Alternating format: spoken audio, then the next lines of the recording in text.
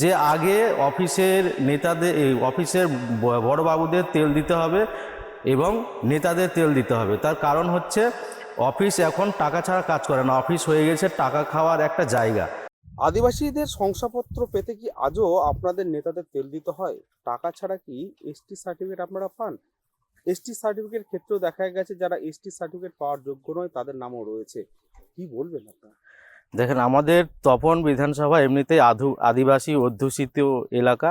এখানে আমাদের আদিবাসী সমাজের মানুষেরা তারা অত বেশি শিক্ষিত নয় এবং অধিক সচেতন নয়, কিন্তু তারা যেহেতু কোনো একটা সার্টিফিকেটের জন্য যখন অফিস কাছারিতে যায়, এখন অফিস কাছারিতে গেলেই অফিস কাছারির একটা সিস্টেম হয়ে গেছে যে আগে অফিসের নেতাদের অফিসের বড়বাবুদের তেল দিতে হবে এবং নেতাদের তেল দিতে হবে। তার কারণ হচ্ছে অফিস এখন টাকা ছাড়া কাজ করে না, অফিস হয়ে গেছে টাকা খাওয়ার একটা জায়গা।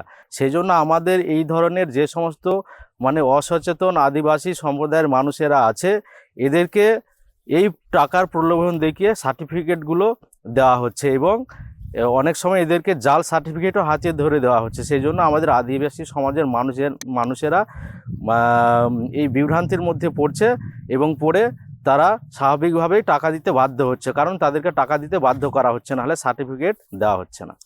অবশ্যই ভোটের ইস্যু হবে এগুলো, কারণ শুধু আমাদের এই সার্টিফিকেটের ক্ষেত্রে নয়, অন্যান্য যে সমস্ত অফিস কাছারিগুলো রয়েছে প্রত্যেকটা অফিসেই টাকা ছাড়া কাজ হয় না। তাই আমাদের সামনের যে বিধানসভা নির্বাচন আছে, এখানে আমাদের আদিবাসী সমাজের মানুষেরা এর যোগ্য জবাব 2026 সালে দেবে।